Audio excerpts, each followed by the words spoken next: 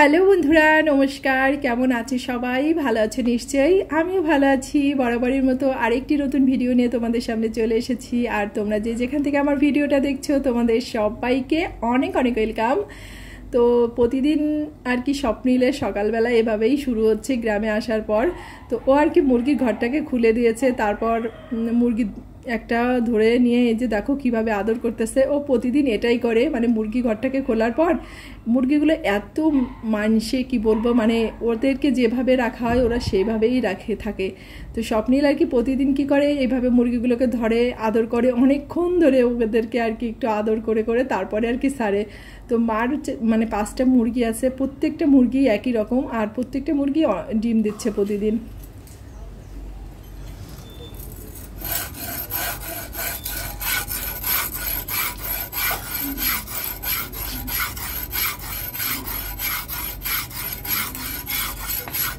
আর সকালবেলা বাবা এইদিকে একটা খুবই গুরুত্বপূর্ণ কাজ করতেছে, সেটা হচ্ছে বটিতে আর কি ধার দিচ্ছে। তো যখন আর কি কামার বাড়ি যাওয়ার সময়টা পাই না, তখন আর কি বাবা এভাবেই বটিতে আর কি ধার দেই। তো মা বটিটাকে আর কি পুড়িয়ে দিয়েছে আগুনে, মা রান্না করতে করতে চোলার মধ্যে দিয়ে দিয়েছিল, আর বাবা একটু বালু দিয়ে সুন্দর করে আর কি ধার দিয়ে দিচ্ছে। আর এটি কিন্তু অনেকটাই ধার হয়, যেটা আর কি কাজ চলে যায়, কামার বাড়িতে আর নিয়ে যাওয়া লাগে না। তো এখন দুপুরবেলা স্নান টান করে আমাদের আবার নিমন্ত্রণ হয়েছে জেঠিদের বাড়িতে। তো আমি, আমার জ্যাঠাতো বোনের জামাই, তো সবাই মিলে আর কি নিমন্ত্রণ খেতে যাচ্ছি। আর এই যে রাস্তাটা দেখছো, আমাদের রাস্তাটার অবস্থা ভীষণই খারাপ, কি বলবো। তো রাস্তাটা নতুনভাবে আবার তৈরি হবে, এটার আর কি কয়েক সপ্তাহের মধ্যে আর কি কাজ শুরু হচ্ছে রাস্তার। তো যাই হোক, তো জ্যাঠাদের বাড়িতে যেতে যেতে 2-3টা গেট আছে, একটা হচ্ছে বাঁশের, একটা হচ্ছে টিনের। আর জ্যাঠাদের বাড়িতে বেশ আত্মীয় স্বজন আসছে, যে সব কাপড় চোপড় আর কি দুপুরবেলা উঠানে আর কি মানে মেলে দিয়েছে। এখন দুপুরবেলা এত গরম আর এত রোদ, কি বলবো তোমাদের। আর মানে গরমের কথা তো বলে শেষ নেই, সবাই জানো সব জায়গাতেই গরম। তো জ্যাঠা আর কি আলগা গাই আছে, গ্রামের মানুষ আর কি এভাবে থাকতেই পছন্দ করে, তো এটা কোনো ব্যাপার না। আর এইদিকে ভাই আর ওই যে জ্যাঠাতো ভাই, ওরা দুজন খাওয়া দাওয়া করছে। আর এখানে হচ্ছে আমাদের ভাসতে, মানে আমাদের সোনা বাবাটা ওর পাপার সাথেও আর কি মানে একটু বিরিয়ানি খাচ্ছিল। তো ওর মার কোলে দাঁড়িয়ে আছে। আর এটা হচ্ছে আমার জ্যাঠাতো ভাইয়ের বউ। আসলে প্রতিবার যখন মানে পূজার সময়তে আসি, তখন প্রতিবারই আর কি খাওয়া হয়, সবাই নিমন্ত্রণ করে সবাইকে। তো এ বাড়ি ও বাড়ি প্রত্যেকবারই নিমন্ত্রণ চলতেছে দুপুরবেলা সকালবেলা। তো এদিকে আমার খাওয়া দাওয়া হয়ে গেছে, আর জ্যাঠাতো 2 বোন ভাগ্নে ওরা 2জন আর কি খাচ্ছে। তারপর অনেকক্ষণ ধরে আর কি গল্প টল্প করে আমি এই যে বাড়ি আসতেছিলাম, তো ভাবলাম তোমাদের সাথে একটু শেয়ার করি। তো আমাদের রাস্তার সাইডে এই কাঁঠাল গাছটা, জানো তো অনেক কাঁঠাল হয়েছে। আর এখানকার কাঁঠালগুলো এত পরিমাণে মানে সুস্বাদু খেতে, কি বলবো। তবে নিচের থেকে একদম উপরের ডাল পর্যন্ত কাঁঠাল হয়েছে, কিন্তু কাঁঠালগুলো খুবই ছোট ছোট হয়েছে, কারণ এখন তো বর্ষা নেই, মানে বৃষ্টি নেই, আর ভীষণই গরম। তো সে কারণে কাঁঠালগুলো একটু বড় হয়নি, মানে ছোট ছোটই আছে। তো এখন হচ্ছে বিকালবেলা আমরা একটু রেডি হয়ে বাইরে ঘুরতে যাচ্ছি। তো আমাদের গাড়ি রেডি, মানে সবারই ইচ্ছা হলো একটু ভ্যানে করে ঘুরতে যাওয়ার। তো আমাদের এখানে না মানে এশিয়া মহাদেশের বৃহত্তম বটগাছ আছে।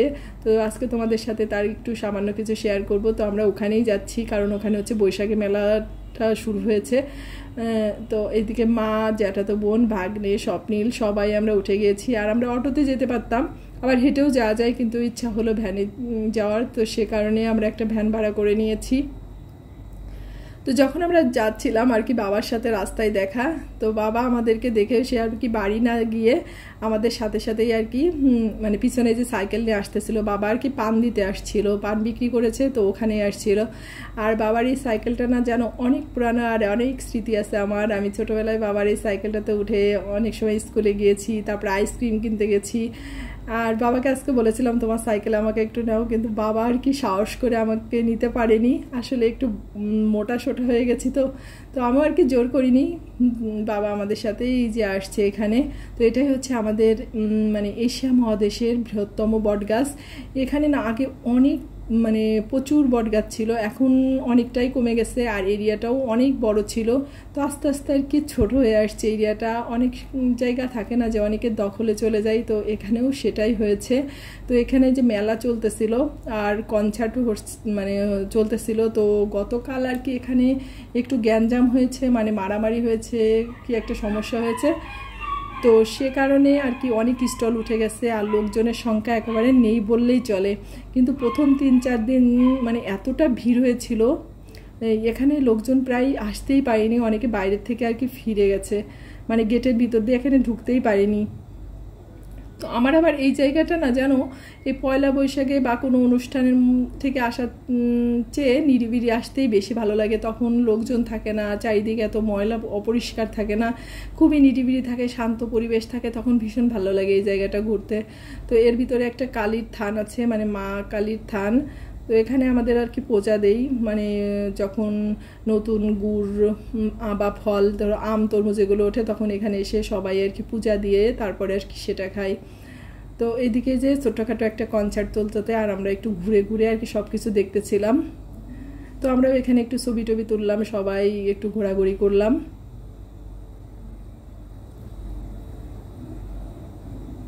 তো একদিক থেকে এই সময় এসেই ভালো কাজ করেছি, কারণ এই সময়টাতে একদমই ভিড়ভাড়টা নেই, আর ইচ্ছা মতো একটু ঘোরাঘুরি করা যাচ্ছে। আর বিশেষ করে দেখবে এখন যে জায়গাটাতেই লোকজন হয়, আমার মানে সেই সব জায়গাটাতে ঘুরতে খুব একটা বেশি ইচ্ছা করে না, মনে হয় নিরিবিলি শান্ত পরিবেশ থাকলে সেখানেই ঘুরতে বেশি মজা লাগে। তো আমাদের মতো অনেকেই আর কি আমাদের পাড়ার থেকে আসছে দেখলাম, মানে আগে 2-3 দিন ধরে অনেকেই আসতে পারিনি, কারণ সবাই একটু ব্যস্ত ছিল কম বেশি। তো এখান থেকে ঘুরে টুরে আমরা একটু কিছু খাওয়া দাওয়া করে তারপর ভাবছি যে আর গাড়ি নেব না, আমরা হেঁটে হেঁটেই বাড়িতে যাব, যেহেতু কাছে কাছে। আর আসার সময় ভীষণই কষ্ট হয়েছে ভ্যানে আসতে, কারণ মনে হচ্ছিল যে ভ্যান থেকে বুঝিয়ে নিচেই পড়ে যাব, যেহেতু রাস্তাটা ভীষণই খারাপ। তো এ কারণেই তো সবাই একটু ডিসিশন নিচ্ছি যে আমরা হেঁটে হেঁটেই বাড়িতে যাব। আসলে বাড়িতে গিয়ে এখান থেকে হেঁটে যেতে খুব একটা বেশি সময় লাগে না। তো আমাদের মানে যাওয়ার সময় ভাবলাম আমাদের মাঠে একটা বাগান আছে, তো একবার বাগানটাকেও দেখে যাই, আর মাঠের মধ্যে দিয়েও আর কি চলে যাওয়া যাবে, তো গাড়ি ঘোড়া থাকবে না, মানে বাচ্চা কাচ্চা নিয়ে আর কি নিরিবিলি চলে যাওয়া যাবে। আর স্বপ্নেরা তো ভীষণ খুশি হয় মাঠে টাঠে গেলে, মানে ওরা তো নিজেদের ইচ্ছা মতো আর কি ধুলা মাখতে পারে, দৌড়াদৌড়ি করতে পারে, তো সে কারণেই। আর এটা হচ্ছে যে আমাদের মেগুনি বাগানটা, তো খুব একটা দেখাতে হয় না, যখন যাই তখন একটু দেখা হয়। তো যেহেতু সন্ধ্যাটা হয়ে আসছে, এ কারণে আর কি বাগানের ভিতরটাতে গেলাম না, এই সাইড দিয়ে আর কি দেখে চলে যাচ্ছি। এই যে সামনেটা, তো এই সাইডের বাগানটা হচ্ছে নতুন বাগান করা হয়েছে, আর পিছনের সাইডটা তো অনেক পুরানো গাছ, মানে 25-30 বছর আগের গাছ সেগুলা। তো ওগুলা ওইদিকে বেশ মোটা মোটা গাছ আছে, আর এই পাশের গাছগুলো একটু চিগুন চিগুন। তো ওইদিকে যেহেতু গেলাম না, মাঠে আর কি লোকজন নেই, যেহেতু সন্ধ্যা হয়ে আসছে, তো আমরা আর কি তাড়াতাড়ি আর কি যেতে পারলে বেঁচে যাই আর কি। আর মাঠ দিয়ে আসার আরেকটা কারণ হচ্ছে, এই মাঠের পাশেই হচ্ছে আমার একটা পিসি বাড়ি। তো পিসিটা ভীষণই অসুস্থ, একবারে ভাবলাম যে এই পথে পিসিকে দেখে তারপরে বাড়িতে যাব, তো সে কারণেই আবার এই রাস্তাটা দিয়ে আসা।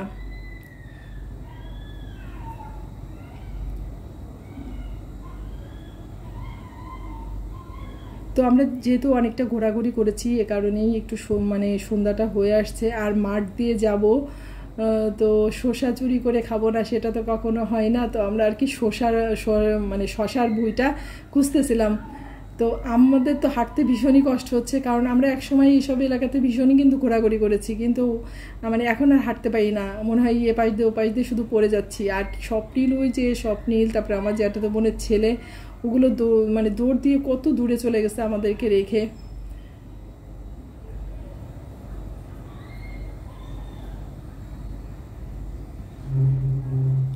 তো আমাদের থেকে ওরা আর কি বেশি খুশি হয় এত খোলামেলা জায়গাটা পেয়ে, আর ওরা বেশি এনজয় করতেছিল।